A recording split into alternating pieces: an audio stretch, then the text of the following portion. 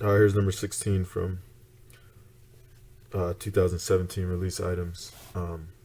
This is one that is pretty similar to some stuff we've done before. It's not exactly the same, but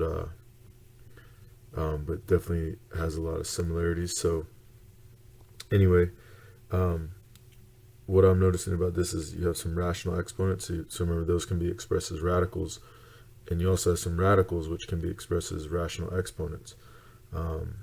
So anyway, if we're doing this by hand, I'd probably switch these to be exponents is what I would do. Okay, now this is something you could probably plug in your calculator. You could probably do math on the TI. If this is a calculator question, you could do the math button, and then I think it's number 5, and that gets you, it looks like this,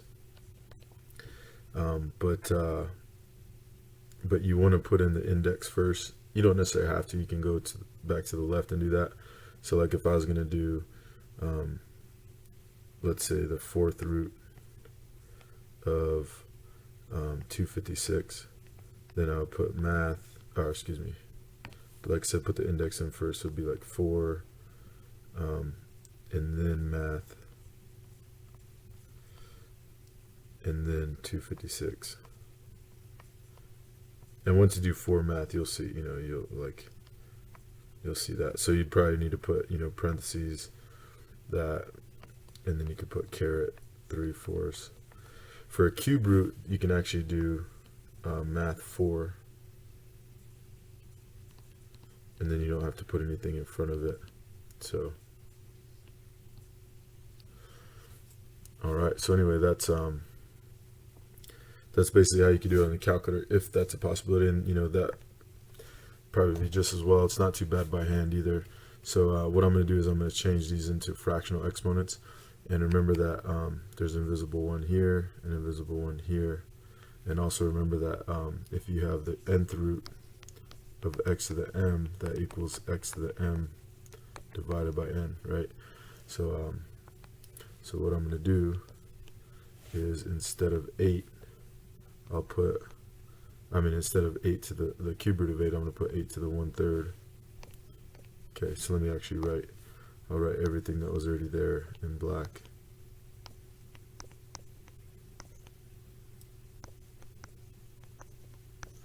Okay, so I'm not changing anything except for the radicals are turning into these exponents.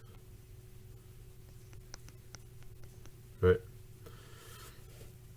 And so then I'm going to multiply these exponents. Okay, so then I'll get 8 to the 1/3. Let me show this work down here. So 1/3 times 3/2 is 3/6, right? Which equals 1/2. And then 1/4 times 3/4 is 3/16. All right, so so the 8's going to come down, and then the new exponent will be 1/2 here. All right, and then times 256, and then the new exponent there is going to be 3/16. All right, so now what I'm going to do is I'm going to get these. I'm going to get these bases here into exponential form. So if you had your list of common powers, it'd be great, because you could see, they're on the 2 list and all that. But if you don't have that, you could break them down into a factor tree. It takes a little bit longer, but you can see there's 3 2's here, so 8 I'm going to rewrite as 2 cubed, right? And then I'm going to keep that 1/2 on the outside. Okay, and then 256, instead of that, I'm going to write it as, I'm going to break down 256. So 256 broken down is 2 times 128. 128 is 2 times 64. You might remember that 64 is 8 times 8, and 8 is a collection of 3 2's like we saw over here, right? So I'm just going to put 3 2s. I'm not going to worry about putting the 4 in there. So I can see if I count up all these 2s, I have 1, 2, 3, 4, 5, 6, 7, 8. So I'm going to write this as 2 to the 8th. Okay. All right, and so then I have to multiply these exponents, right? And so 3 times a half is going to be 3 over 2, right? And then 8 times 3/16 is going to be 24/16, which I can plug that into the calculator. I can do alpha y equals, and that'll give me the fraction option. And when I put that in, it will reduce it. You can also reduce by a factor of 8, and it becomes 3/2, right? Okay, so then I get 2 to the 3/2 times 2 to the 3/2.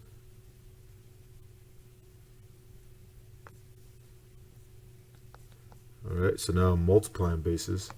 So since I'm multiplying 2 times 2, I can add the exponents, right?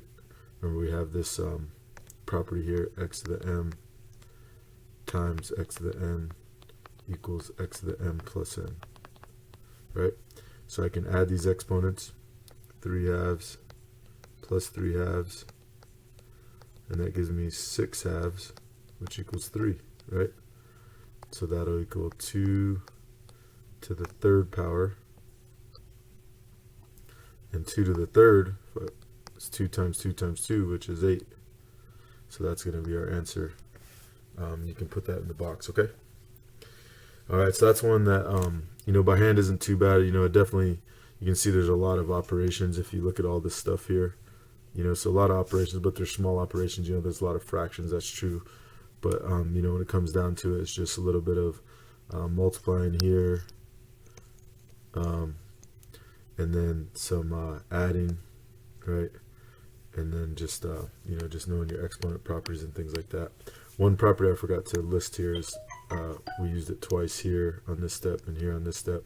But that is the power property. If I have x to the m to the nth power, then I just multiply those exponents, right? Okay. All right. Another thing real quick that might be worth mentioning is at this step, you can plug it into your calculator too. If you forget about how to use radicals, you can plug that in. So like this right here, you could make it 8 caret 1/3 caret 3/2 times, and this would be in the exponent, right, if you were using a TI. And so then you'd put 256 in parentheses caret 1/4 close parentheses caret 3/4. So you could do that in your calculator as well once you converted. And so anyway, so a few different ways to do that one. But I think it's definitely something you guys can do. Definitely, you know how to do it. If you just break it down to all the skills that you know and all the knowledge that you have with radicals and rational exponents. So, all right, let me know if you have any questions. Keep working hard. I'm going to throw another exponent one up there next. I forget what number it is, but I'll put it up there.